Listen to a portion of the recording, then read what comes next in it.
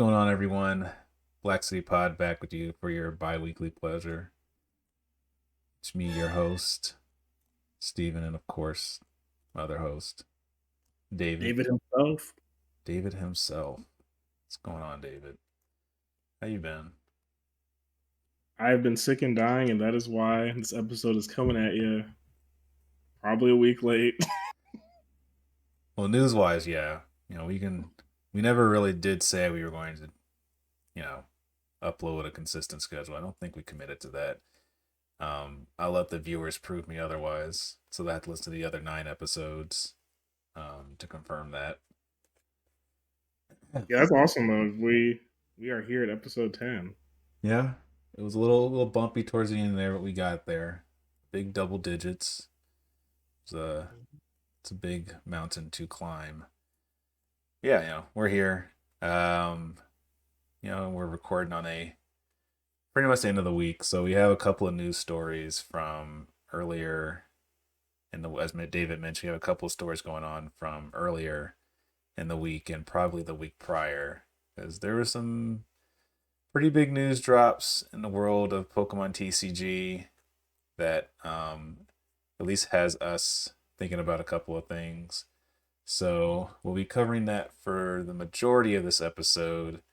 But there's also some happenings in Unite as Blaziken has just dropped, and we've also have some information for the games, but not in the way you think.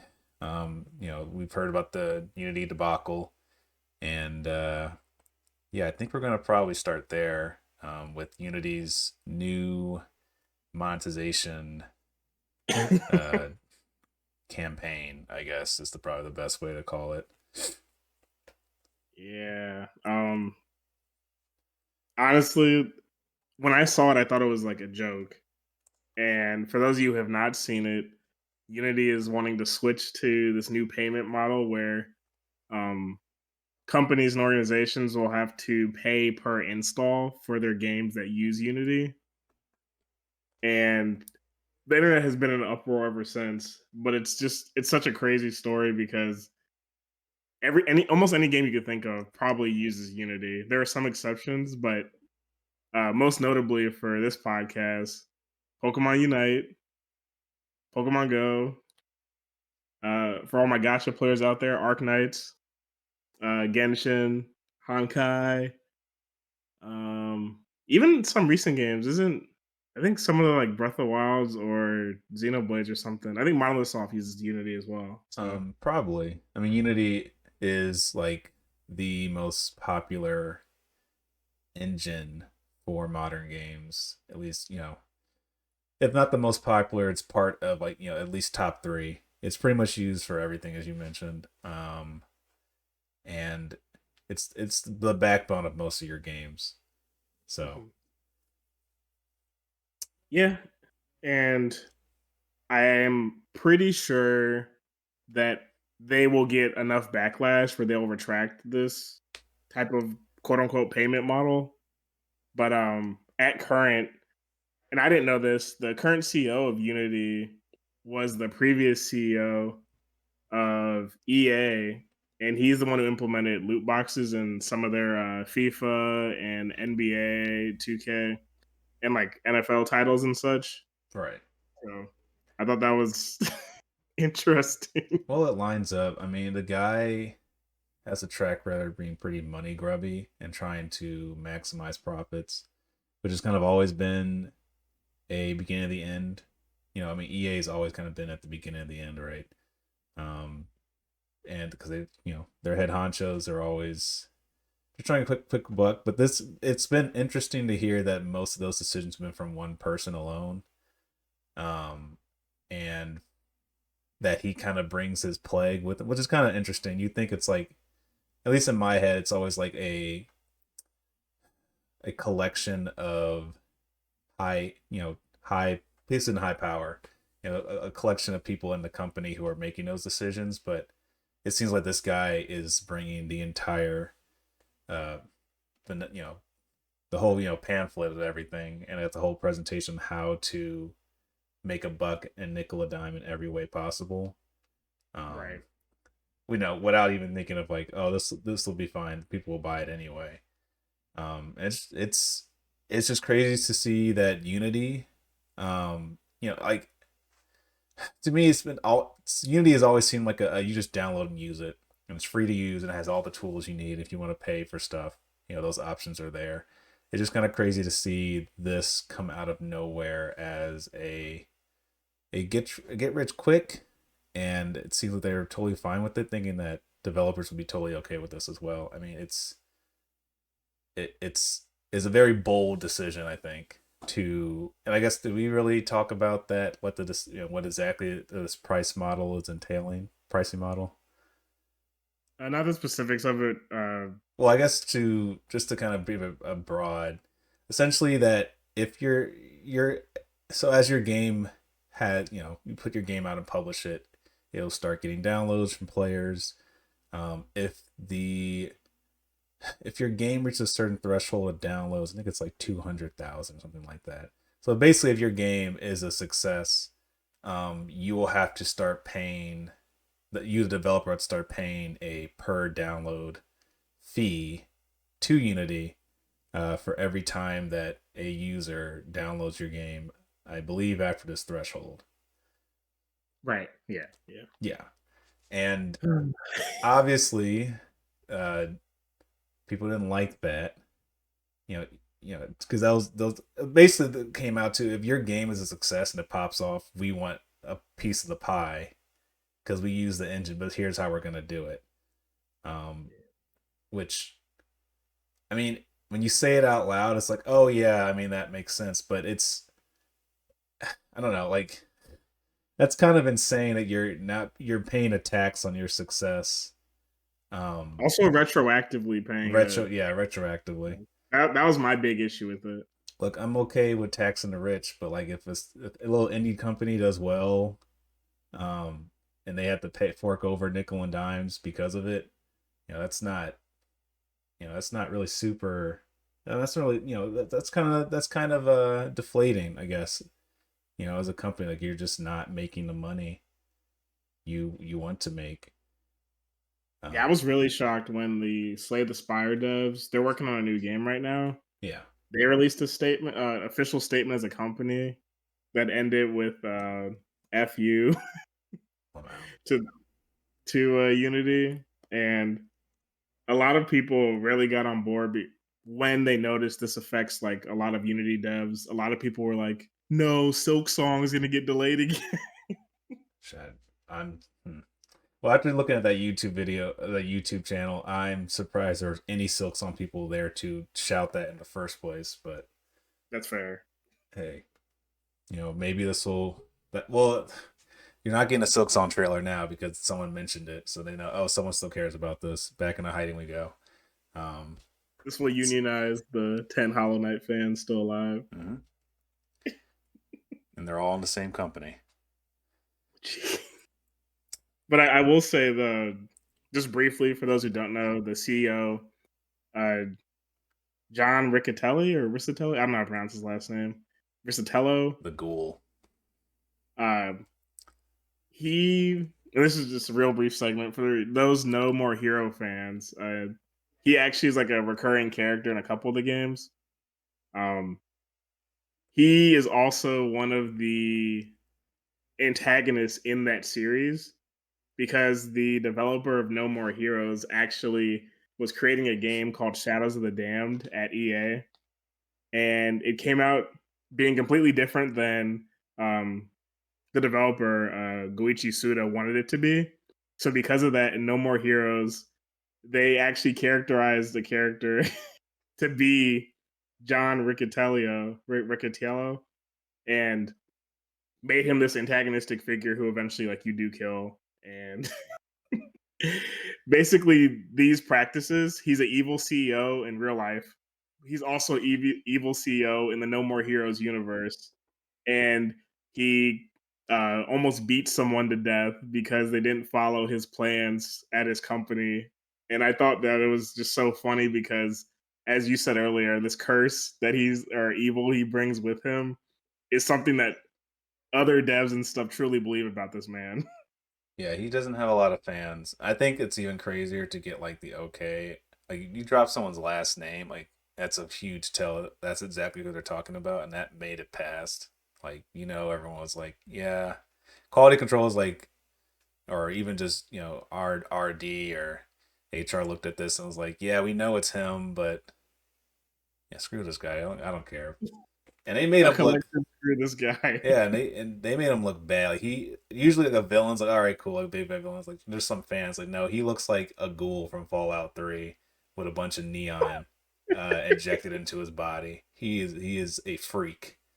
It's an Um, ugly broad. yeah, like imagine you get a character in a video game, you just look bad. That's great because that is his man. They made a character based off of me, and you look like a ghoul.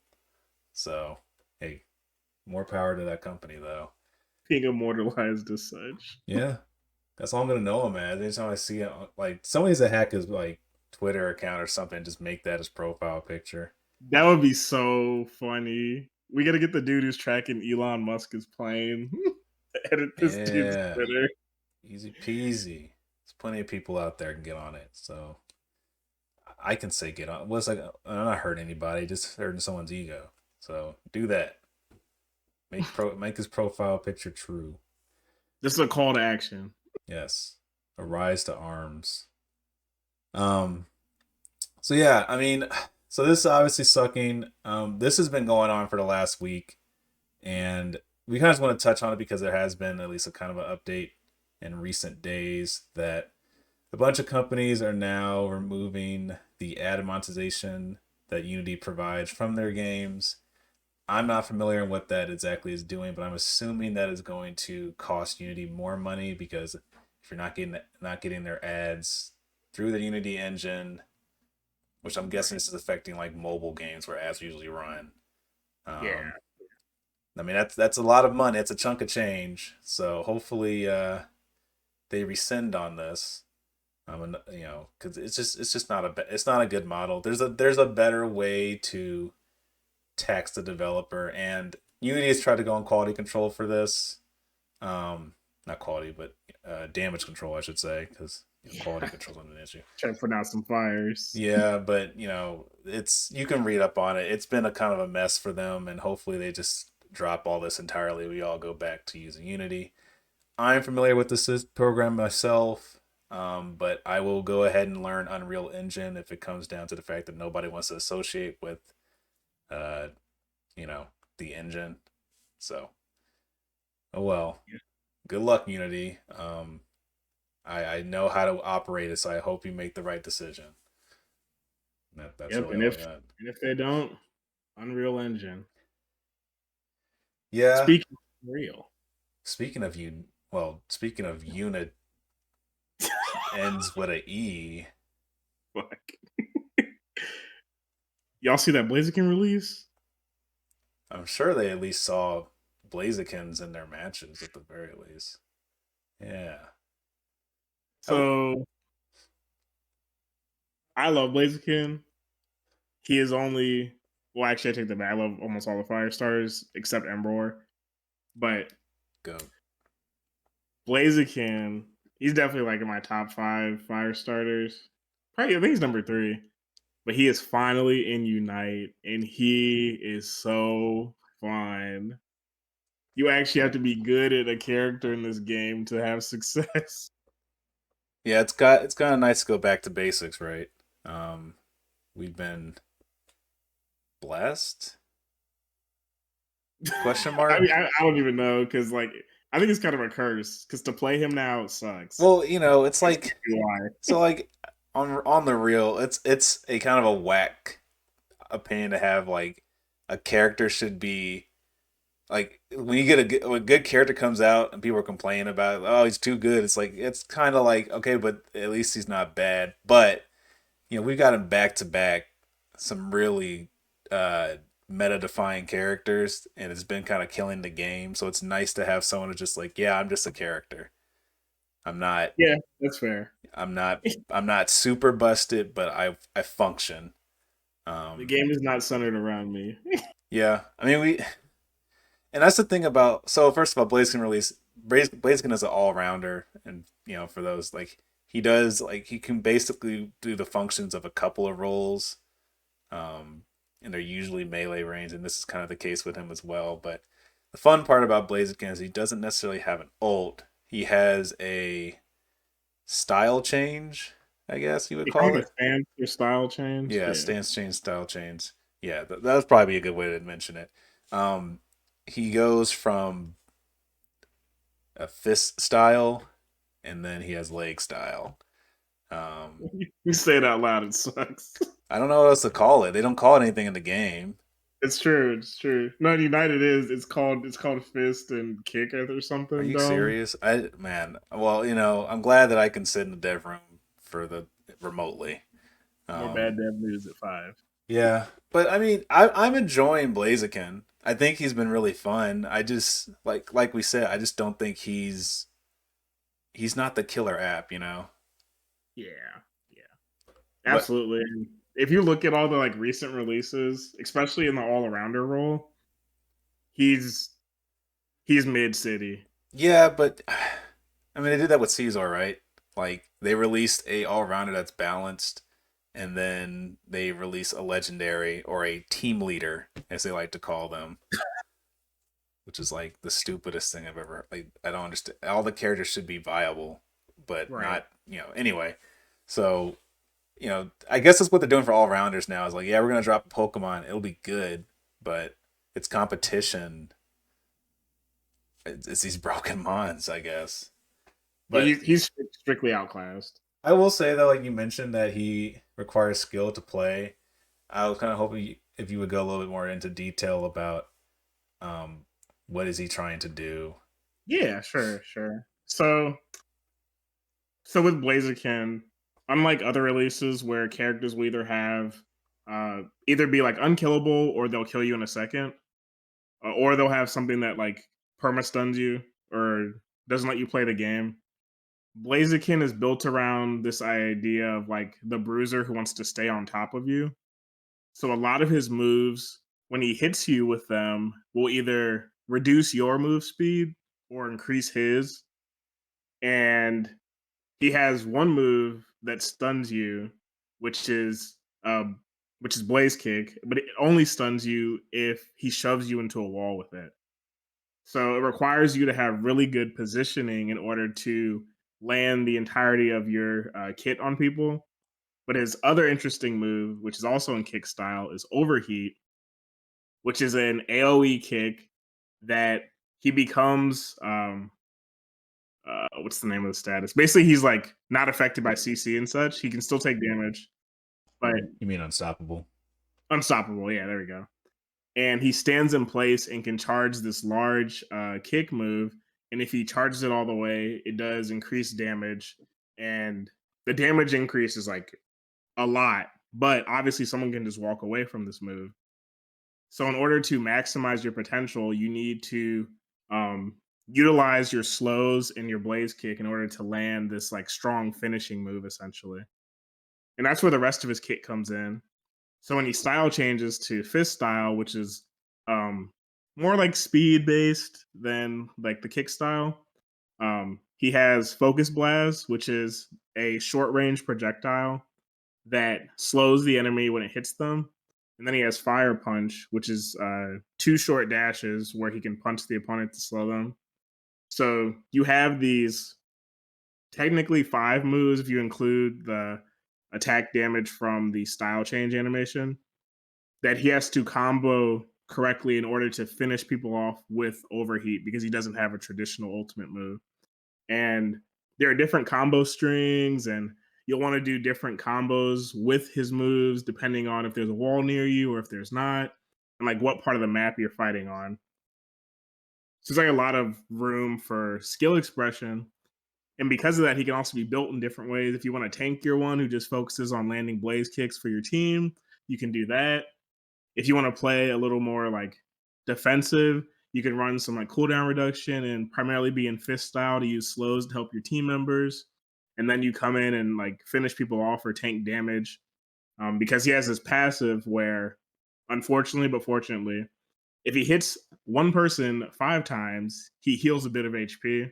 It's kind of weak, but it does allow him to have sustained 1v1s and even in some cases sustained team fights if he's frontlining. Sounds pretty My rant good. over. Yeah, no, I think the kit is actually really fun. And I don't know, it seems pretty balanced. I do agree. Like the express, like being able, you have to use the entire kit to be good with him, but that kind of is what you kind of want to do in these games because you're only given so many moves in the first place. Right. Um, I am a big fan of the stance shift because that essentially gives him like you said, like once he's like frontlining, for example, like he's busting out 4 moves essentially, 5 really, um, Mhm. 5 big moves are doing a whole lot of damage. You know, what's the kick called? Is it overheat? Yeah, overheats the big kick and Yeah. then Blaze kicks the dash. So that I've been seeing that move used a lot as like a Blaziken will hide in a bush next to a goal and charge it, so that when someone's trying to like sneak a goal, like you're almost guaranteed to win that fight because you chunked them for like half and you're in your own goal.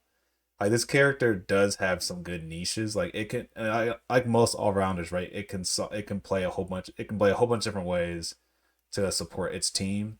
So we will see how that works. I think what's unfortunate is we're currently kind of in a CC meta. Um, so TC and range attacker. yeah, CC and a range attacker, meta right now, which isn't super great. And we saw a brief period of time where like, oh, well, actually, Mewtwo X. Um, so that kind of changed a little bit, but I still think in the long term, Blaziken will have a lot of roles. It's similar to the last all rounder we got that wasn't completely meta change with Caesar, right? Like this character is really good and has a lot of sustain, but it's only if it's fighting other frontliners. And unfortunately, it's during a time when we're dealing with stuff like Zacian and Right. broken characters. So in the singular point in time, I think Blaziken right now is going to seem kind of weak.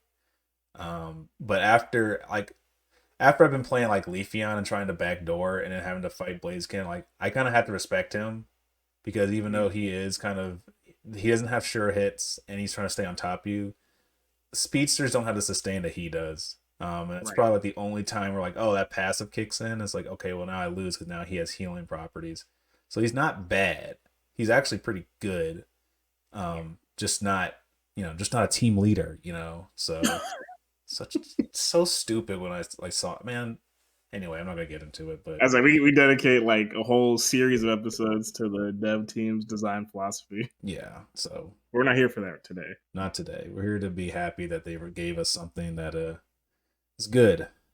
Um, so yeah, like I think a great character. I do agree that the 5 ticks are kind of bad, but I mean, Caesar takes 8 hits to get its charged attack. So What yeah, it's again, this is what they do to the all rounders. They just balance them and give them some stupid stipulation for a passive. should have Um, been a team leader. yeah, should have been Mega Caesar and Mega Blaziken. You'd have some team leader energy going on here. Huge miss to not because they're already using the Pokemon models. Huge miss to not just have those in there when they use their ult or something. Yeah. Well, I mean, I don't know what Blaziken would do, but um, Well, my fan made moveset. No, I'm not gonna get into it, but yeah, this is the first of the next 3 uh champs they announced. We'll be getting Mimikyu's Mimikyu next. next, yeah. Also an all rounder, and then we'll be getting Masquerada, the speedster. But Mhm. this is a good first show. I hope that Blaziken gets some time in the spotlight because, again, like what I don't want to happen is that it ends up not being meta relevant and we don't see that in high level play.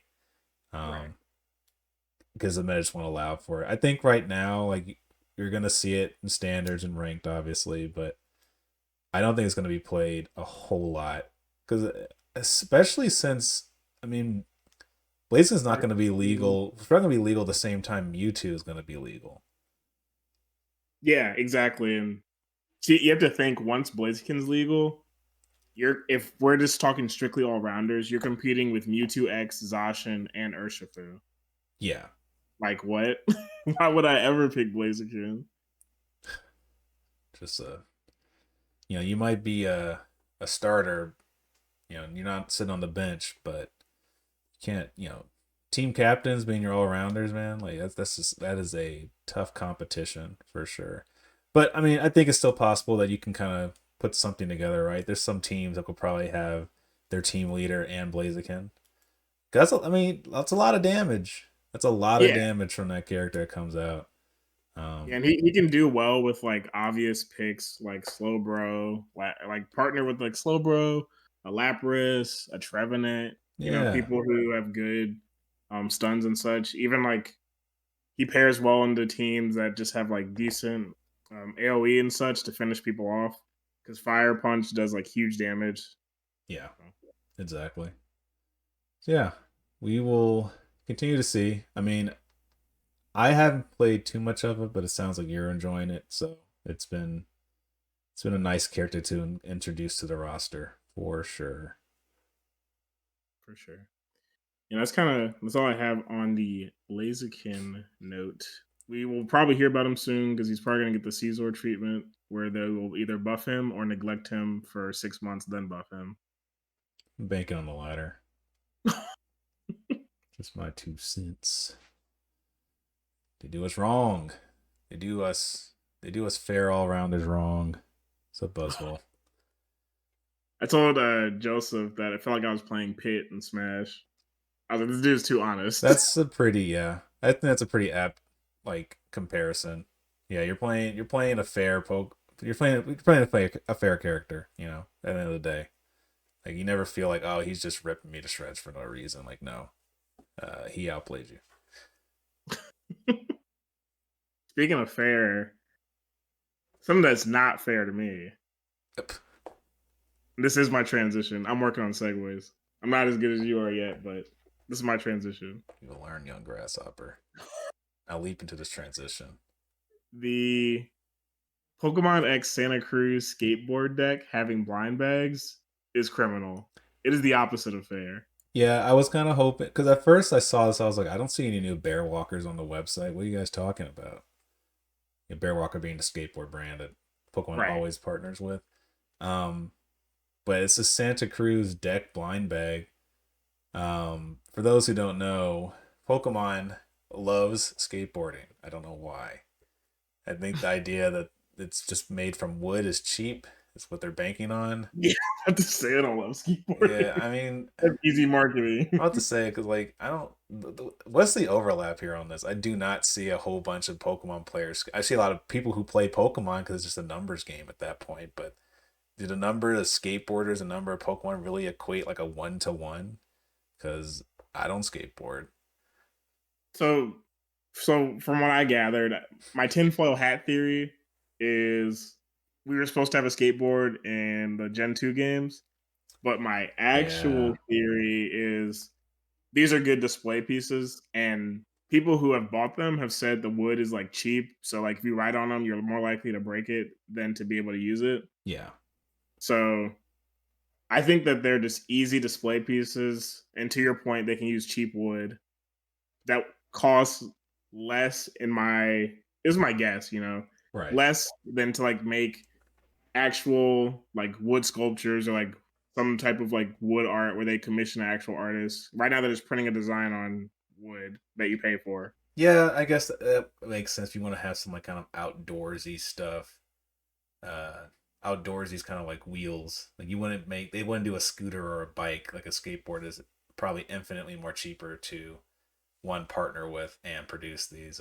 products. Yeah. So that being said, Pokemon has partnered up with Santa Cruz, the very popular skateboarding company. I'm sure it is. I think I've heard of them before on my Tech Deck dudes.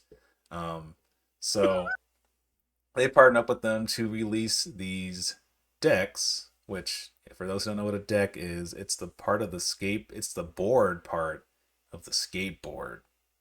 So yeah, I know a little hard, but the skateboard is more than one thing, parts Sorry, we wise. don't go outside. We play Pokemon. Get a cape for it on Twitter. You got to Yeah, be ready. I gotta help people out who actually don't go outside. Touch grass, fools. Um, so yeah, they partnered up with them, and the idea is that I don't, can you look up what the MSRP is on this? 'Cause I know what the price is Yeah. online, but what Yeah, you'll so oh go ahead. stores and their website are selling the blind bag themselves for $110. That's the MSRP.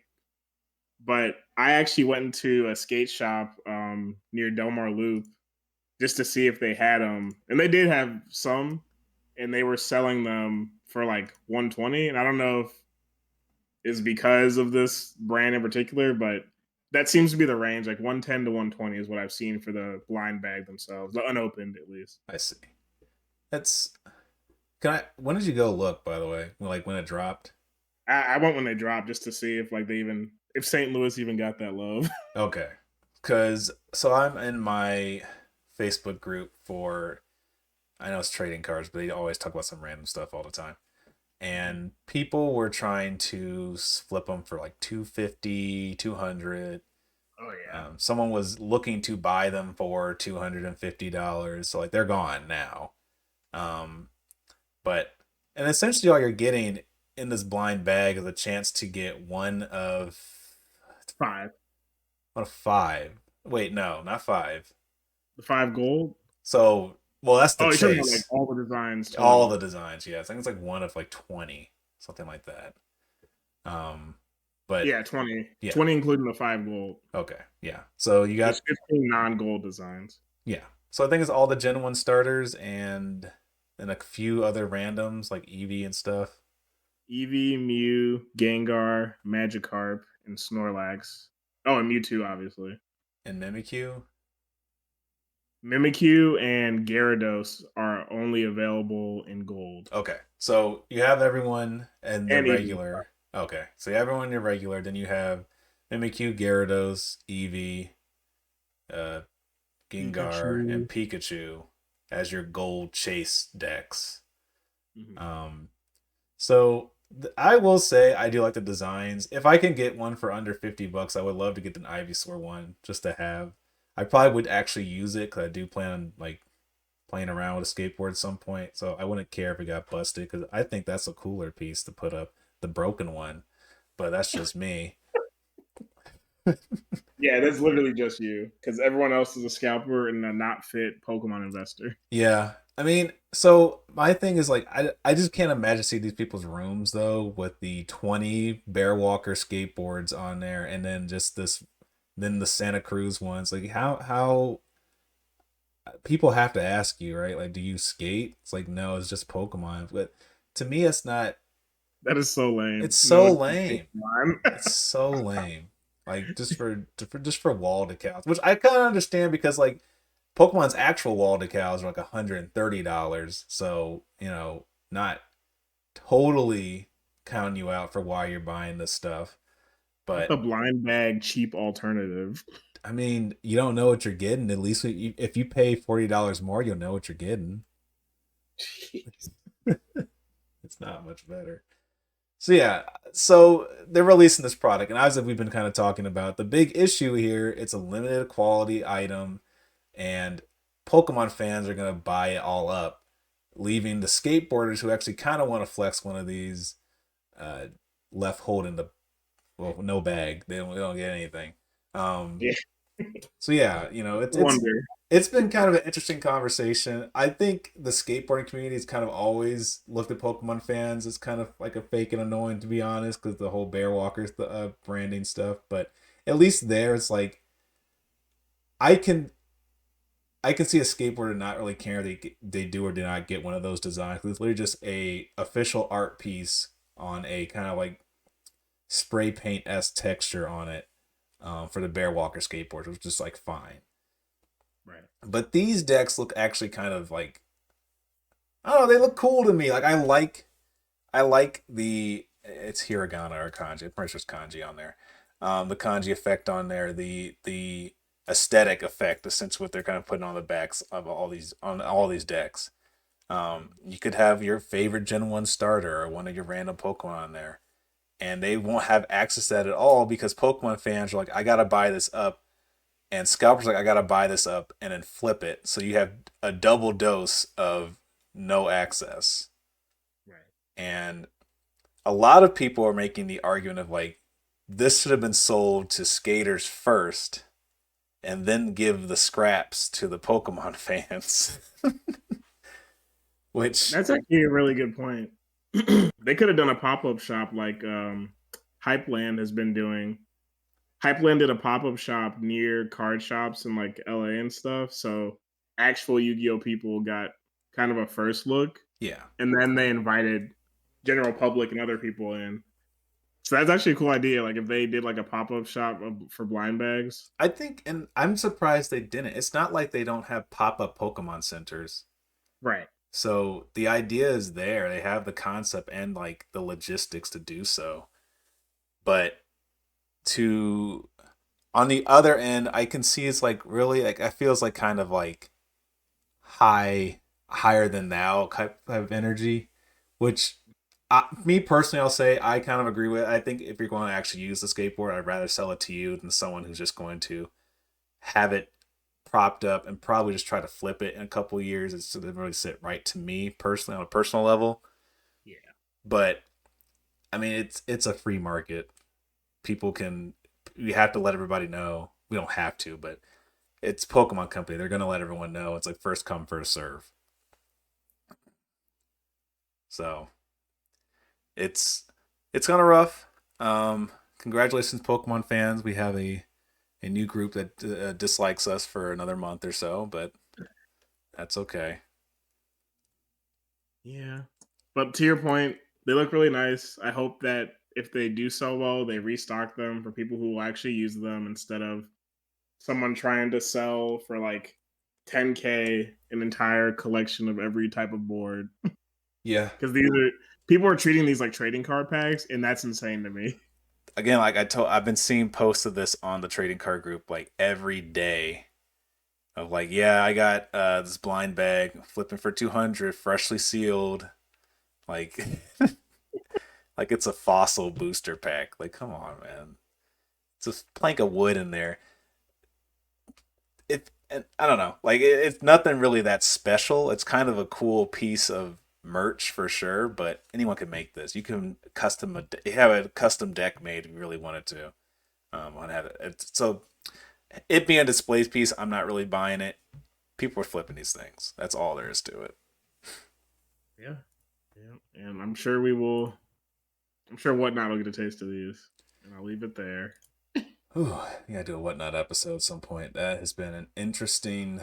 That's been interesting. I'll say that. Um, but I'll put that on the docket. yeah. But what else is interesting? We kind of mentioned I've been talking about this TCG group. Well, I guess trading card group. Most people don't play the game, but we got some reveals on some new cards. We got a lot of reveals actually in the last week. It's been kind of crazy. They've been kind of doling out not as far as quantity, but the cards they've been displaying have been, it's been chef's kiss. And I was getting ready to talk about those. Um, so yeah, we're moving to cards now. I don't know if you want to start with the reveals or you want to start with uh the cards you already been seeing with the at the Pittsburgh regionals. I want to start with the reveals because we've been talking about a lot of the negative side, and on a good note, there is so much good art in our next set. So much I'm, good art. So much good art. And so many good cards. Well, yeah, like playable cards. yes, finally. A lot of playable cards. Not like, no offense to 151. 151 has some fun stuff, but they're all really for funsies, it looks like. But Paradox Rift or Raging Surf in Japan, or the first part of it anyway in Japan, is looking to be a pretty strong set, even though we are introducing a new gimmick. So I personally, my big card is the Goldingo EX. Yeah, yeah. Um, That's one of the best arts, by the way. Just gotta put that out it's there. so simple, but it reminds me of Jet Set Radio, to be honest. Yeah, dude, the cell The cell shading shade, is so it's good. so good. It's so good, and he fits that aesthetic so well. And Gimme Ghoul 2 has also got and alt art in the same style as well. Can't forget him. It's a beautiful card. I can't wait because one I know. So there's a couple things. So let's look first for aesthetics. I don't see people actually chasing this card too much. It's a new Pokemon. It's the card art is kind of okay, and to the masses, I'll say. It's not doing anything super crazy, and I don't know if Gold Dingo really popped off for the average consumer, I'll say. Hmm.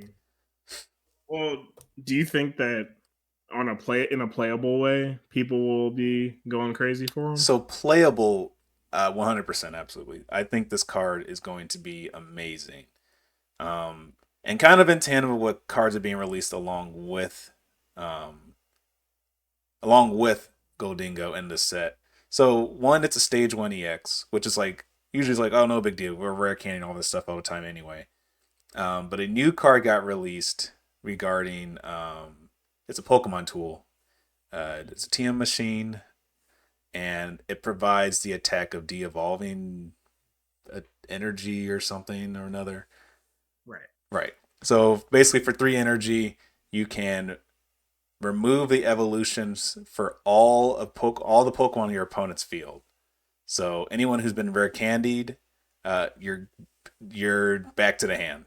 Which Yeah. because like usually be like whatever, I can just play it next turn. But since you are dealing with uh, rare candy, you had to use an item to kind of skip a step, and now you only have a copy of 4, so you could in one fell swoop completely wipe. You can make a deck and dysfunctional. You know, very quickly with this move. So the point being said is that Goldingo EX being a stage one ignores that effect first of all. So that's Mhm. good. I think looking in the future of the meta, I think that card's gonna be played a lot to kind of deal with rare candy. And Goldingo being already out of the box, ready to deal with that is a nice perk. Second thing is that its ability, bonus coin, is pretty good. Insane. Well, Why? okay, so we can't say insane when Pidgeot's right there, right? But But being a good attacker with also great utility on bench and inactive, I yes, think it's crazy. I yeah, I agree. So bonus coin basically lets you draw a card, which in these games is always a nice thing to have. I don't think this is also limited to once per turn, so you can have 2 Goldingos also on the board. So you just draw 2 cards. And then when he's inactive, Yes, when he's in the active, you can draw another card.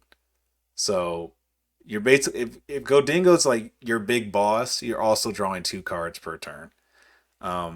Which leads me into his next attack, which I don't remember the name of.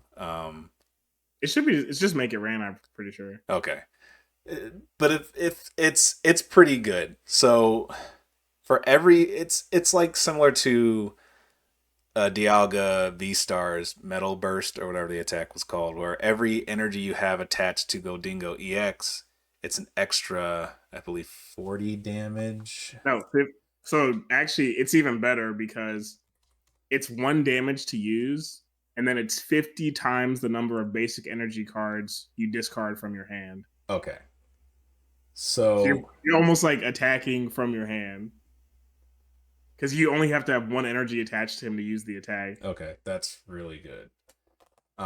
So this is the bonus of this being a card that's drawing cards for you, but also allowing you to take out enemies on at your based on your own on your own wall. You can pay as many cards you need, is what I'm trying to say. So Yeah, that has been that's really, really good. Really, really good card, easy to play. uh I I wouldn't say splashable, but oh no, it is splashable because any basic energy cards. You can basically run without energy as long as you have one metal energy to run on him. So this is super good, super splashable. Even if you just need it as a tech card, not a bad choice.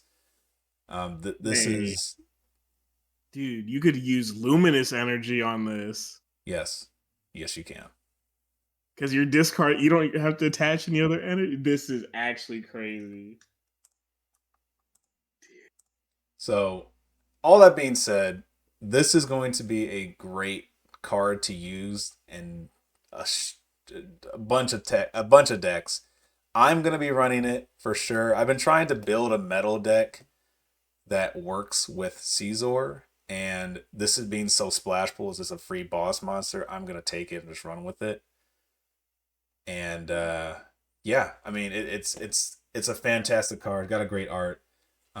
Definitely in my lineup for sure. Even just beyond that, we've been kind of looking for a good boss mon for a while. Like Reverum is kind of like okay, but it needs some setup to get started and a lot of deck space. So it hasn't really been fulfilling that too well. But Mhm. this is a great addition to the TCG, and I can't wait for it to ruin these other decks.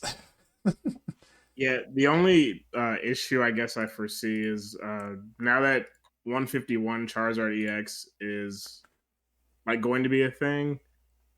It does. There is a relevant fire deck or deck that can run a strong fire type that will be able to shut it down. But that said, I think you can still outdamage the Charizard deck because they have to do either energy amp or have a bench setup. Yeah, Goldango is like kind of self sufficient. I think the speed of Godingo will take that out. Especially with these other cards we're seeing. Like we are already seeing stuff like we have Pidgeot, right? Draws a Yeah, card for you. We have the new Dodrio coming out from 151, lets you draw a card again. There's so much draw power in this format. I think if I'm not mistaken, Lady is still legal, correct? yes. Okay, so I mean, you're drawing energy. It's so easy to get energy in this game right now, and once Goldingo's on the board, which is also very easy to get him on the board, I can see people running this almost this strictly Goldingo EX deck, Yeah, for with sure. no problem, just to start tearing up stuff by turn two. Is the Magnezone that moves energy still legal?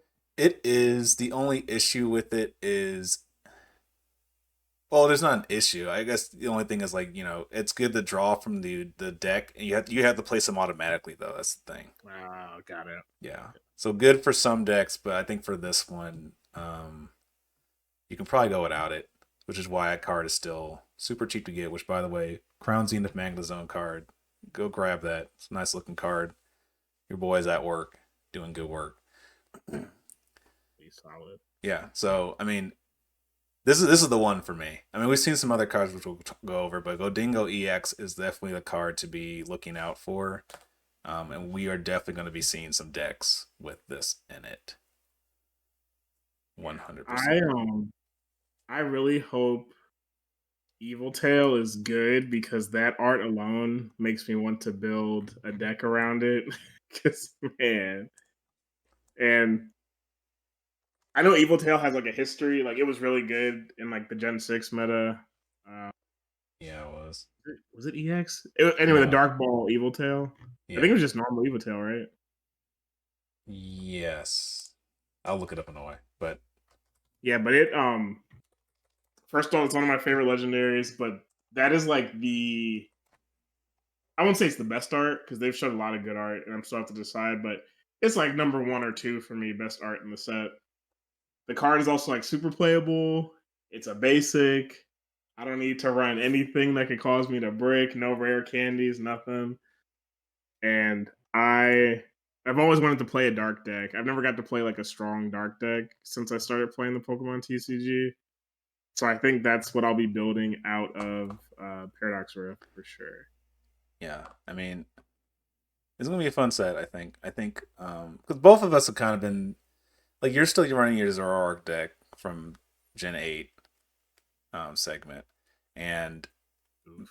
I mean my Dialga V Star deck is okay, but it really hasn't done. It doesn't really do a whole lot with the new meta.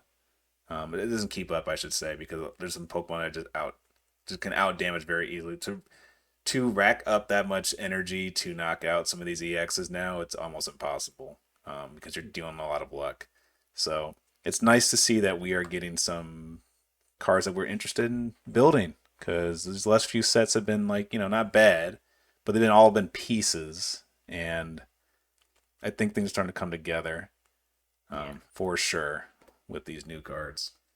Yeah, I know the entire set hasn't been fully revealed yet. I think we're missing like maybe 10 cards, but what do you think so far about everything that's been revealed for the future and ancient trait that they're introducing? Um, I think like we had mentioned last time we talked about them that there's going to be some support for them, and there is, but I'm not seeing the strong support card that is making waves. You know, beside like for instance, we've seen the big one, probably the one I'm not getting enough credit for, is Professor Sada's Ambition, I believe, is the card. Yeah, Yeah, so I think yeah, ambition or metal, whatever. Choose up to 2 of your ancient Pokemon. For each of those Pokemon, attach a basic energy from your discard pile to that Pokemon. If yeah, you do, draw 3 cards. right. So like huge energy amp, huge draw power from that. The only caveat being it has to be an ancient Pokemon deck. Now this is pretty good, but right now, and to kind of answer the question, the cards that we are getting for ancient, the Pokemon we're getting for ancient are not good. Like they are Straight really up. straight up bad. Um, like we got revealed the Slitherwing card, which you know it's a nice looking card. Love my boy, but man, what a loser! Well, no, you can't dodge these allegations, bro. The Slitherwing card right now is really bad. Discard a card from your opponent's deck, one card, and then another attack where you do 90 to yourself. 140 HP, by the way, so not really lasting that long. You know, Wait, I'm out. It's okay. Ancient booster energy capsule gives you an extra 60 HP. oh, dude, so now I'm only at half death rather than guaranteed to die next turn. Man, that's awesome. I get to pop off 2 of those if my opponent's an idiot. It doesn't hurt me. That's Then amazing. Cramorant comes in and just kills you with spit Yeah, innocently. like it is like laughably bad. And I think the icing that get even worse is that that attack also burns your opponents. Like great. Now it looks like they're adding support to do stuff with special conditions again, but special conditions are too slow. You know, Yeah. you're doing 100 and I don't know if it's the damage, so it's like 110 or something plus 20 from burn. Um, you're not knocking anything out with that. It's really not doing anything. I think it's kind of odd that card. You know, you gotta have filler cards, right? But for the paradoxes to be filler cards, In the um, Paradox Rift set, yeah, very introducing the mechanic. very weird, very weird. So you know, I'm not excited right now for Ancient. I think in the future, oh man, it sucks. Aha. Um, yeah, He's good. I didn't realize so I said that. That sucks. I'm so sorry. Nah, master of segues here. Oh man, but right now the ancient Pokemon aren't looking great. I don't think the future cards are looking that good either. To be Nah, dude, Professor Turo's scenario, I think you literally get to return a Pokemon to your hand and discard everything attached to it. That's it. Yes, That's your supporter for the turn. yeah. I think these we're waiting for these later cards, right? Like we're waiting for the Slitherwing EX. We're waiting for the Future Capsule EX. yeah, yeah No that retreat cost and 20 more damage. Okay, fine. But only to active Pokemon. And all the future Pokemon suck. yeah it weak showing. I think I don't think Battle Styles is that weak out out on paper to start either. Like I know it was kind of like Battle Styles was great comparatively. mm, You have to think, like, we got the Urshifu deck was like you could just buy a bunch of battle styles essentially and build the Urshifu deck, which remember was like meta out of the box. right. Yeah. So Yeah. So, but that's I don't know. I'm trying to think of yeah, I guess it's just like it's just fine for the future and stuff. Now we did get some cards that have nothing to do with future and ancient that are good. Well, actually, that's not true. Let me step back real quick. I will say Iron Hands EX is looking like it's a fairly functional card. yeah, for sure. Yeah, I'm looking at it now, and Give me that prize. Yeah, 160 damage is pretty good, but yeah, to take one more prize card, and we can amp up damage really easy in this game.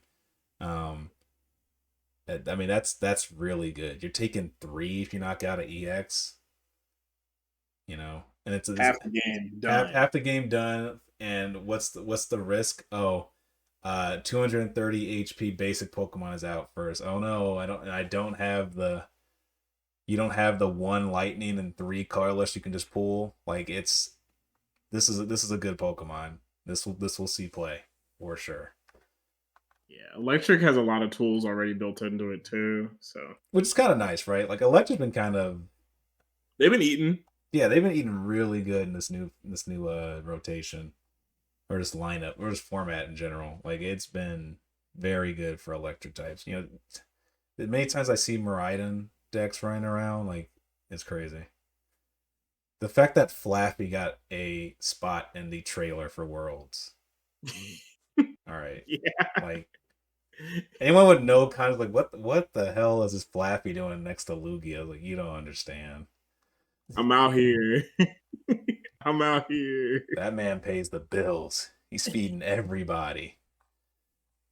Speaking of Electric, though, what did you think of the Mewtwo EX and the, in my opinion, really weak Tapu Koko EX? So Because the Mewtwo EX is from the Japanese starter deck, and I'll just read off its attacks. yeah, Um, for I, one psychic energy, trans charge, attach up to 2 basic psychic energy from your discard pile to this Pokemon in any way you like. And then its second attack is Photon Kinesis, which is 10 plus damage. This attack does 30 more damage for each psychic energy attached to all your Pokemon. so I will start with that the first attack is good. However, I think well, I mean this is a good tool mon for a psychic deck, but it doesn't really need to like you're wasting a turn doing this, right? Yeah, absolutely. This is the issue where it's an attack, not an ability. Um which is it's nice to get that energy amp ready to go. I just don't think psychic decks are having this issue. They aren't. Yeah, like That's at why I thought all. it was so weird. Yeah, I mean, it's a starter deck, right? So it's like, oh, well, like here we'll make a starter deck, and you'll get this Mewtwo, who you won't actually be using in a real deck probably because you wouldn't build a deck with this in mind. But this is the core. But it's not a bad card. I just don't think it's gonna have a sort of a role at this point in time until Gardevoir kind of falls out of popularity. And they need to start actually trying to reinventing their game plan. This card will be like mediocre. Again, just because it requires to use an attack, which ends your turn to Yeah. get to. So hey, a good early game, you don't have any energy, and you somehow need to use your Ultra Ball to get some Pokemon out, and you have to discard the energy and get it all back.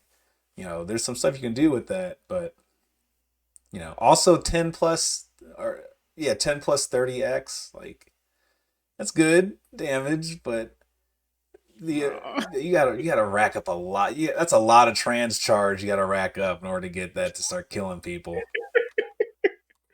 Yeah. So it's a start. I can't give a crap, but like pulling that card is like, man, I just wasted my EX for something I could have actually probably used.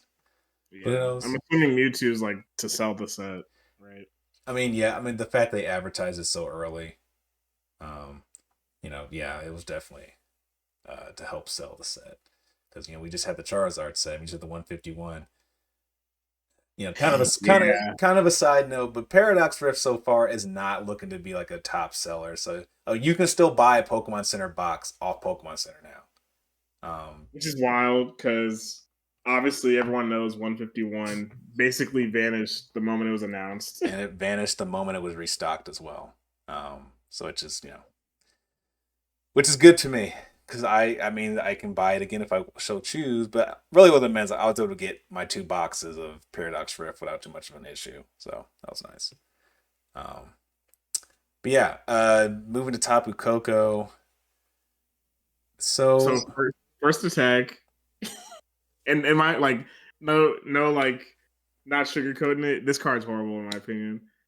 Revenge Shock, 30 plus damage. If any of your Pokemon were knocked out by damage from an attack of your opponent's Pokemon during their last turn, this does 90 more and they are paralyzed. What the heck are you supposed to do with this attack? uh think it was like 5 years ago, or this act where again stats conditions actually kind of mattered. Paralysis plus you do 120 damage, otherwise it's just a 30 damage attack. Yeah, this What? is a horrible retaliation.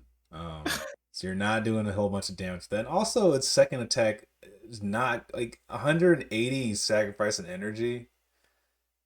You know, What? what the heck is going For on? 3 energy? And this is not a starter deck mod. This is someone. Like, this is rolled up. This is a card you can use. Like it sure is a card I can use. I One don't. of the worst things you could pull in the set. Yeah, I just don't know why this is here. Like it's cool that Tapu Koko's still getting some kind of new cards and stuff. Because really, we pretty much have left Gen 7's Tapu's in the dust across the entire board. So it's nice that it's getting a card. Um, man, this is Victini all over again. This is just a Yeah, bad card. draft only. Yeah, this is just a bad card. Um, speaking of, did you see the Victini promos? No, I have not. So Taiwan, this is kind of a side note, but it's about cards, so don't worry about it. Um, Taiwan is having a I don't know what they call it. It's a tournament essentially, but they're using pre-release format where it's 40 card decks. They pull from the packs and then 40 card deck full price format, four price. And the winners are receiving. Well, I think number if you place first, you get the Victini EX promo full alt art, and if you place below that, you'll get a Victini EX promo full art. They're very pretty cards, especially the promo. It's one of those ones that like it's Victini, but it's a bunch of other Pokemon are behind it. So a really cool promotional piece. Taiwan exclusive right now. Um, Interesting. but I just want to say it looks pretty. It's just Victini EX, which we already talked about. Really only good within that format. So I don't know why they're running the 40 card floor price format. I guess for fun, like maybe people down there are sick of standard format. I think it's just it's a promotional event. I think it is kind of fun to use build and battle for tournaments to keep it, within that library, that pool of cards, with a few other like pieces. So that's cool. Um, but whoever pulls an EX, whoever doesn't pull an EX, determines if you're going to actually get that card or not. That's all I'm going to say. So a little different with pre-release where it's the kids playing, it's people who just want the cards. Now this is a tournament, so people can make it work. I'm gonna use that EX. So yeah. Anyway, take a peek at it. It's a cool looking card. Not a good card. So we were talking about bad cards, so I brought it up here. Because it's relevant. Hey, it's about the only time it's gonna be relevant. Well, maybe. Yeah, Yeah. yeah, not gonna sugarcoat it. If you're not hitting like 250 or 280 damage, you're just kind of not you're not doing it anymore, right? Yeah, these new EX guys. And I don't know why I thought that they weren't gonna go this direction, but maybe they are with the evolving machine. But these new EXs are like they're big. They're big bosses you got to fight now. So yeah. Besides that, that's really it. Like we've seen a lot of cards for Rage and Surf, but they have not. They've been okay. A lot Like of clean looking cards, not a lot of playable cards, but that seems to be what Pokemon's doing now. yeah. Oh, I guess I do want to mention the Frostlass EX seems pretty funny. I can see water decks. I mean, Je ne sais quoi, one being an ability name. But then taking one less prize card, you knock it out, you flip a coin, its heads. Like it's pretty good stuff. Pretty good stuff. And we're back. Sorry about that, guys. We had a little bit of a technical hiccup or something else. You'll never know. So where were we? Oh yeah, we were talking about Frostlass. I Which, might. by the way, Hmm. grass, water, why? I mean, I don't. I think this one's not. The typing will not matter. I think it's definitely making it a worse Pokemon being grass. But you're running in a water deck anyway, so it's nice to have a beefy one prizer. I guess with bench Yeah, with bench damage. 20. Look, if you can run this with the Vespiquen. I don't know. What do you want from me? Okay, so here's the thing. If its attack did 180, like even like I'm not gonna say 180 because that actually isn't crazy. If it did 200 maybe, this could be like an actual threat because its ability paired with, we're probably going to get a reworked Glimwood Tangle where you can redo coin flips or something. Yeah, This could be an EX Pokemon that could actually fight single prizers. But right now it's just like a net loss because it's 250 HP and it only does 140. Like, yes, it's killing lost Pokemon, but most things are lost plus something. Like we saw a lot of lost Charizard at the Pittsburgh regional, right? right. Like what is Frostla's EX doing besides slowing down the person playing it? Yeah, I was gonna say at least it gets double damage off the Charizard deck, but that's just not doing enough. Yeah, because it's only doing like 280. Yeah, So yeah, a little bit more of a hill to climb. Don't worry, we're gonna get our choice belt soon enough. what people start using, like what, Defiant Band? No, I mean that is not choice belt. Just straight up. As a starter deck, it's choice rope. Jeez. That's what it is on the picture. Yeah. You At chose first I didn't this. know what it was, and I was like, isn't this what they wear in like anime when they're trying to stereotype like ramen shop owners? Yep, it does just about that much damage. Yeah, so we've got some cards coming for Raging Surf. I'm excited for this set. Because one, we haven't seen everything. We've only seen Raging Surf. We have not seen everything that Paradox Rift is presenting to us, and we still haven't seen the promos from the Pokemon Center, or we haven't seen the promos from the ETBs either. So, Yeah. lots to show. They have a lot Um. to prove with the ancient Pokemon too. Last thing I'll say on that. Yeah. Yeah. And I think you made a good point earlier. If you do like the Paradox Pokemon, which I think at this point most people do, um, we're gonna have to wait for the EX versions because this was like a pretty weak showing. We're gonna have to wait like another set or two for actual hype. Yeah. Um, and another side note, in the official art for Raging Surf, Armourouge is on it. Where's our Armourouge? Oh, we It's do. We do have one. It just hasn't been revealed yet, but it does exist. oh, okay, okay. But yeah, it has not been revealed. Hopefully that's good. I mean, Please, we've had three bad ones in a row. and Frostlast is kind of taking the bull as a Terra Grass, so you might be getting something a little bit more usable. Hopefully not Terra Psychic, because Gardevoir's still the deck. So it's a Maybe lot. non-Terra EX, right? Please. That's possible. Yeah, I mean that doesn't sentences to death. So we'll see. We'll see. Yeah. I think that's all we have to cover really on Rage and Surf. Do we have I mean, not really anything else on new releases. 151 comes out next week, so we'll probably just be showing the cards that we pull from that. Um and then after that, I could have sworn no, that's it. That's the two releases that are coming out this month, and then we'll have more on next month with Japan's other set. Yeah. When there are more interesting decks to build. It's coming up. I mean, Paraspect being a major set means we're gonna have more cards to play with. Plus 151. Things look a whole lot more interesting, and they'll especially look really interesting on the competitive floor, right? Yeah, absolutely. It's not going to be, and I guess it's a good segue into Pittsburgh regionals, but it's not going to be um, lost something versus um, VMAX Mew. Yeah. Well, okay. Well, I'll say you're half right about that. Well, no, you're right, but um, I don't know how else to say this, but I mean, yeah, pretty much that's all we saw at Pittsburgh Regional. It's listen, guys. So anyone who was thinking that Charizard is going to be, clearing house, taking names, and making everybody their little punk bitch, you were wrong. You were absolutely wrong. If it ain't broke, don't fix it.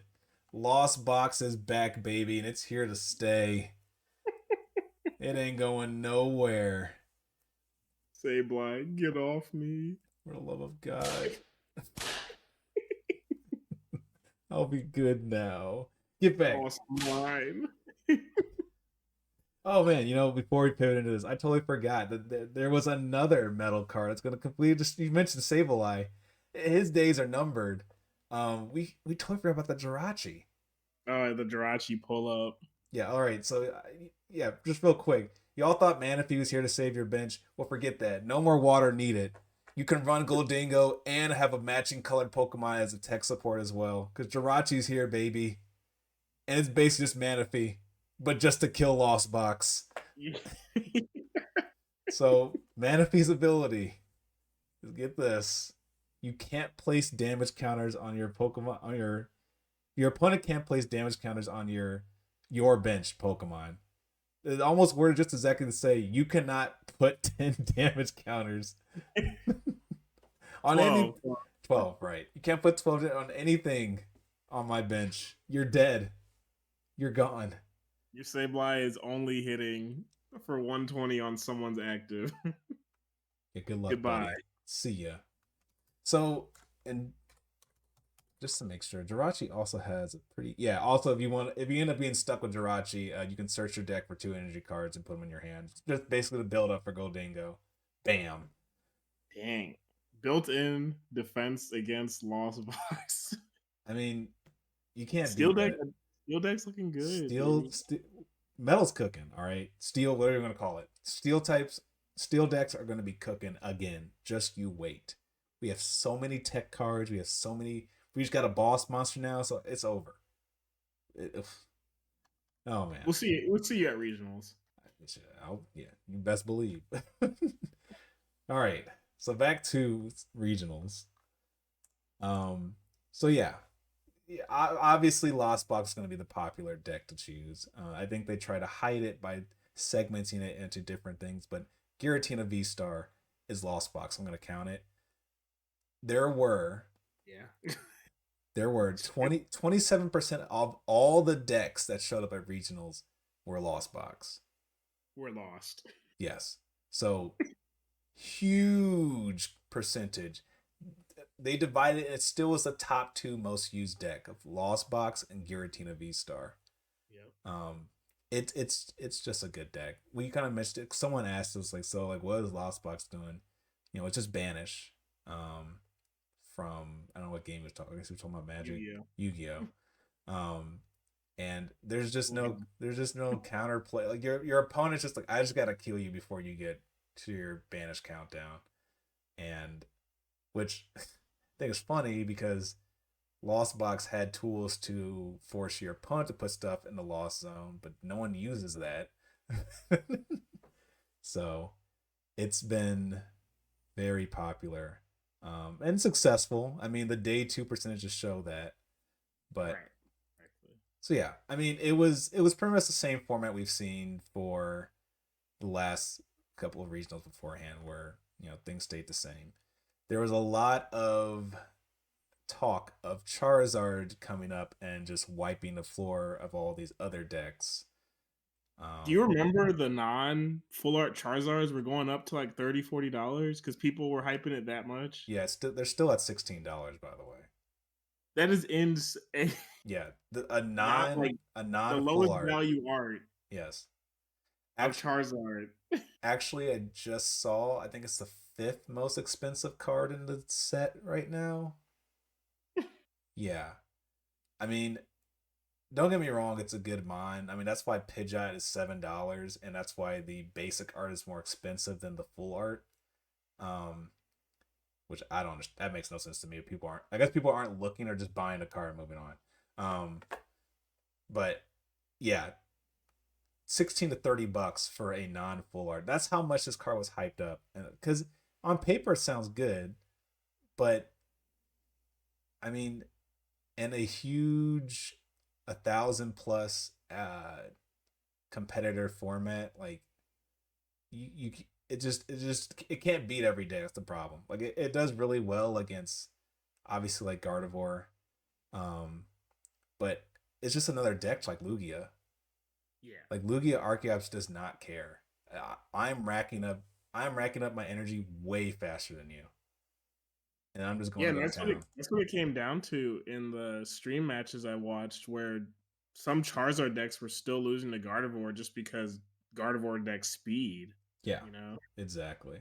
the commentators talked about how once you put Curlier on bench, you have the choice of what Gardevoir to go into, and once you choose to either go into EX or the other one, you can just wait because if you knock out one Gardevoir, I put a Curlia up, and then you have to like be ready on the fly to deal with whatever I decide to play on my Curlia. You know? Exactly. And I mean, again, big dumb dragon that can hit you pretty hard. It's only gonna hit you once. Like Gardevoir's got a whole bunch of again, like you say, options. Like, oh, you killed my one Gardevoir. I already have one on the deck ready to go. You know, or I can just if I don't, I can just ramp up energy with Zacian. Like, there's so many. It's a much more flexible deck than just a straightforward beat stick. And we saw that. We saw that throughout the entirety of the tournament. And we've seen the results as well because not one, I think the highest Charizard deck placed, I'm just looking up right now. Totally not looking up right now. They placed, Was it not even top 32? Right? yes, actually. It did not even place top 32. Whoa, not even top 40. What was it like Uh, 50 something? I'm still scrolling. I think it's 59th or like 60. I think someone posted about it. Oh, yes. 59th. And it wasn't even like a Charizard lost box. It was just straight up just Charizard. Dang. Yeah. So they must have had a really good bracket. I mean, Can't give him any credit. I don't know what to say. Like Arceus is not like it's not relevant anymore, but it's just not fast. It's no longer considered fast, I should say. Yeah, it has to attack to get Yeah. your engine Again, going, if and that's a that's huge loss. that's a loss of a turn. Just to get you on the board. Like nowadays, you don't have to do that anymore. So yeah, like 59. That's not a bad showing. That's good. But Right. you got mollywop by every other. You got molly the things that we had been talking about. We're not going. We're going to be destroyed. We're still seeing the Muse. We're still seeing the Garbo. We're still seeing Lost Box. We're still seeing Giratina Lost Box. So it's it is it's it, you know it was a lot of hot air, I'll say. Yeah, and a lot of people throwing their money away too. Yeah. I mean, I did buy a full art for my collection, but I that makes sense. That card is still worth $20+ in my eyes. So, but man, paying $16 for the normal art Charizard, yeah, I am crazy. Crazy. But that's just how the market works. Anyway, that being said, let's talk about the real winner here. The Lost Box Kyogre deck from Andrew Estrada, who had a pretty. I'm not gonna lie, like I was watching this climb. It was pretty like it was obviously not easy because you're also fighting Lost Box, which you guys are just ramping each other up, which is I guess kind of entertaining, but after you see it a million times, whatever. Right. Um, but it was a pretty hard run to get up there, and then the final Jesse Parker with the Miraidon EX and Flaffy Energy Ramp deck. Um, and I'm not gonna lie, it was a good match, but I think it really showed the issues with Miraidon EX of sometimes you just whiff way more than the lost box. Right. You can get your bench set up, but all your other pieces, you're just hoping and praying. Yeah, you got to bank on finding them. And also, it's the same with the Dialga deck. When you're running electric generator, it's a coin flip. If you don't get the energies, if you don't even get just the one energy, I mean, that's a hard whiff to take. You know? Yeah, for sure. Yeah. So Plus, I don't think they ran anything to even get those generators back, right? I don't think so. I'm looking at their layout. No, no, they ran nothing to get those back. Yeah, once they were gone, they were gone. Yeah, it's tough because that's like the strength that Electric has over other people. That dedicated supporter, you know. Yeah, exactly. I mean, it worked out for the most part, but then yeah, then it sometimes just happens. I mean, good climb to get 14 wins on that. Next we have the Mew deck that's running Mayaletta, which I'm not too familiar with actually. Um, It's annoying. let's attack the 70. Straight up annoying. Oh, I see. I see why people run that. And it's a single prize, so you know, like, yeah, I'm okay setting this out even against a lost deck because I'm hitting you for like 300 probably. Yeah, man, that's crazy. Yeah, Fusion Strike is still here, and we all know when Fusion Strike came out, so good for Mew. Yeah. So I guess where do you think things are gonna go once 151 drops? Like, do you feel like these decks are still gonna be the best decks, or do you think maybe Yeah, Charizard will really get its glow up from its 151 EX? so I think that, well, no, I don't think Charizard is going to be making any waves, to be honest. It's a good card, don't get me wrong, but I don't think he's him. I do expect to see the same format. I really don't think we're going to see anything too different, besides some new tech cards until Paradox Rift comes out, because yeah, I mean, I just think that most of 151 is like, oh, this is a really interesting card. This would be really cool to like run into my deck. Let a Dodrio would be really fun. Um, that's the only card that comes to mind, because everything else is to me like a gimmick card. Like that chance would be really fun to run, but there's no way you're getting that every single game that consistently. Right. um, yeah, the Charizard EX, like this Charizard EX doesn't even have ramp for itself. It needs support. Which I guess we're building to a, you could build a Charizard deck if you so But with like chose. Go Charizard, Yeah. Yeah. you run Go Charizard and Radiant Charizard. First Charizard EX. Hey, I think that one's gonna be too bloated. Not a whole lot, not fast enough to really get the ball rolling. But other than that, yeah, I think we're gonna see the exact same layout of Pokemon. And I guess Peoria is the next regional. Um, Yeah, yeah. yeah. So I don't think 151 is gonna be legal during that tournament either. So No, let me check. no. Which, by the way, we will be at the Peoria Regional. That's right. We're gonna be giving our exact same commentary during that regional as well. Why'd you say it like No, that? I'm kidding. I'm kidding. It'll be a good time. I think it'll be nice to see it all in person play out.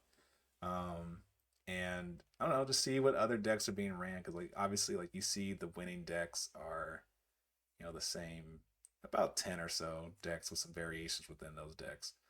But it'll be nice to kind of see what uh, the creatures who are running the most crazy sets and decks. Yeah, we got to get some rogue decks. Now, yeah, I'm about to say, like, show us up, guys. In fact, were there any rogue decks that placed at all, or is it really just all the same? But anyway, yeah, I went to some rogue. I went to some crazy decks. I went to some like, why did you make this? And it's like, because my favorite Pokemon is Cryogonal. That's criminal. Maybe that actually be kind of funny. And maybe you all can give us some ideas, but maybe we interview people and try and find the craziest Like most unexpected favorite Pokemon. Yeah. We gotta find the Clink Clank dude. Bro, I'm not ready to face him. Guess what? Oh man. Did you make this post? That's the question. That'd be to have a printout of it. Yeah, That'd be so funny. is this you? It's just in the audience.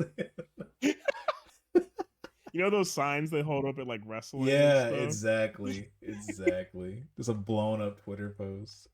Oh man. Man, I'm looking through. Hold on. Someone ran an unknown deck. Oh my god. What? But unknown V. Yes, multiple people did. I'm sorry. And then What is that? Was that a Silver Tempest? yes. Okay. All right. Man, there were really no criminals at this. If you were running a rogue deck, Just lost. you did not place. I see a couple of Gudras still kind of running around. What is this? A substitute? What is this deck? Didn't even have an image for his Pokemon. What deck is this? Ain't no way. No Pokemon. They had straight up just fossils. That'd be wild. Well, he looked like he won, so he won a couple games. Jeez. But yeah, Peoria's coming up. We're looking forward to it. It's kind of odd. I was kind of hoping that these regionals would have a unite portion, but they seem to not be running that. Those are kind of their own tournaments, which is fine. I'll be looking forward to ignoring VGC the entire time because we know that's not being updated or changed. Well, that actually might be different because Teal Mash just came out. I would assume that stuff is going to be legal by then. Uh, I don't know how long VGC wait. Well, actually, I guess after this regulation, right? Oh yeah, it'll probably be after a regulation change. Poo. Looks like I won't be able to see. I don't know the Chang Mo and Mandibuzz. Can't see Ogre Pond. Yeah, I have my thoughts on that, but I'll wait till you finish with that game. Yeah. Next episode, we'll probably talk more about the DLC or probably dedicate some time to it, right? Well, technically, it wasn't a direct, end of direct, so yeah, Okay. that would be, I guess, spoilers for the next episode. But yeah, we're talking about the Nintendo Direct. I cannot find the legality stuff, so I will check back in on that later. Yeah, it's Anyway, for an episode anyway. So yeah, exactly. Yeah, so I mean, congrats to Andrew Estrada for winning the whole tournament. Kyogre Lost Box still a thing. Still yeah, pretty consistent, pretty good. I think the deck's interesting. Is you literally just run one Kyogre. Yes. That's why I think it's so crazy that he won. Because I was like, this deck seems very like consistency is one thing, but you're discarding a lot with the cone phase. Sometimes you're gonna be stuck. Like you just have to sacrifice whatever the other card is for the Kyogre. Exactly. Like Because every time. every time. Because otherwise it's gone. And now you don't have your boss which from what was shown, you don't necessarily have to pull out the Kyogre, but I mean you're building up to it. Yeah. It But is otherwise, what you have the Dragonite, right? yeah, which I don't know. I think this card is like it's not bad, but you have to It's not build. knocking out everything. No, not at all. It's definitely your last stand because if you manage to whiff the Kyogre and your Sableye, it's I don't know. That's rough. That's really rough. I guess the strength really is that it's in a deck with good like chip damage mons, right? Yeah, and you just use to clean up. Mirage Gate does go burr. You need it to. Yeah, hopefully, so not Peoria, but I think Sacramento might have the format changed at that point because by then it'll be long enough that at least 151's there.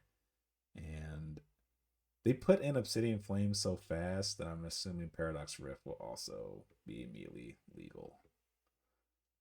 Yeah. So there'll be some stuff there. Yeah, I'm excited for what people try at least. And those lower tier decks, I think our day one Peoria experience will probably be the funny or Yeah, most exciting in terms of like, wow, I didn't know this was a deck. It definitely like went 0-2, but it could function. yeah, exactly. Yeah, I'm definitely gonna be hovering over the non-stream because I know they're like looking at that's not a good deck. I'm like, well, I want to watch it because he might be cooking. I don't know why he has 5 different types of Pokemon in his deck. I don't see a toxicity, but he's banking on something. Wait a minute, Toad School EX is cooking. Nah, Is that a never. Victini EX? This is why they didn't let you register as a player. Why You not? would have wasted someone's time. Bro, come on. Turn 2 with Gita?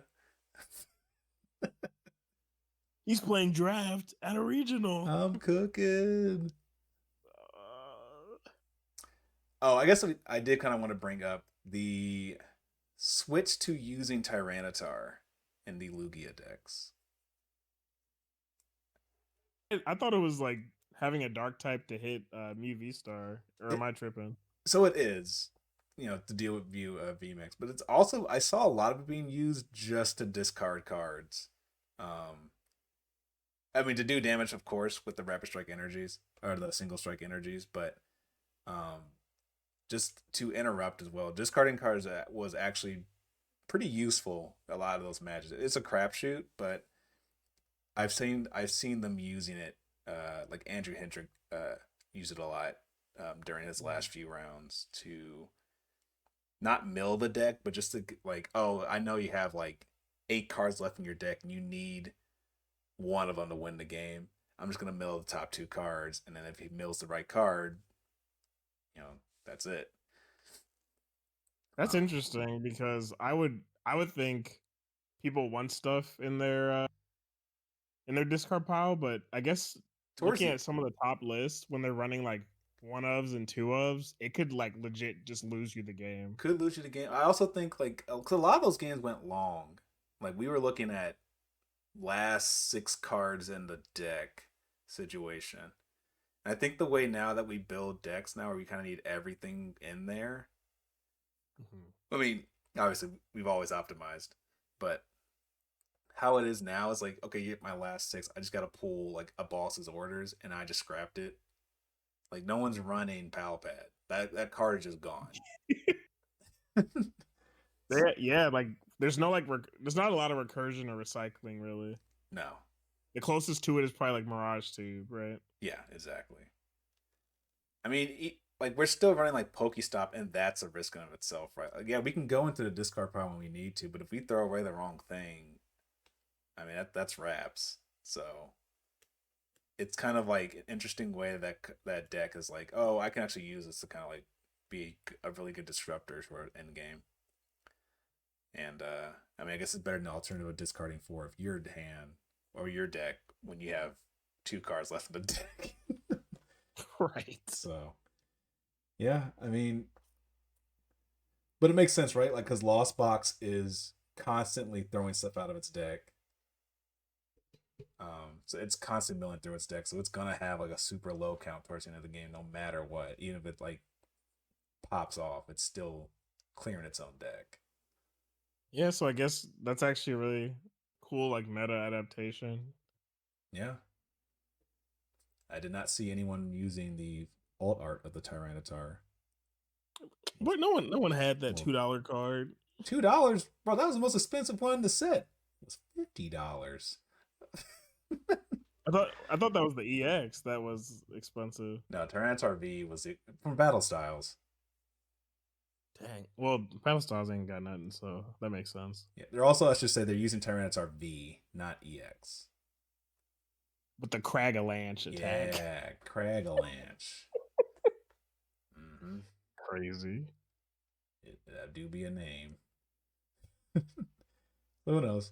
I mean, we didn't talk about Xian Pao, but that's just a starter deck.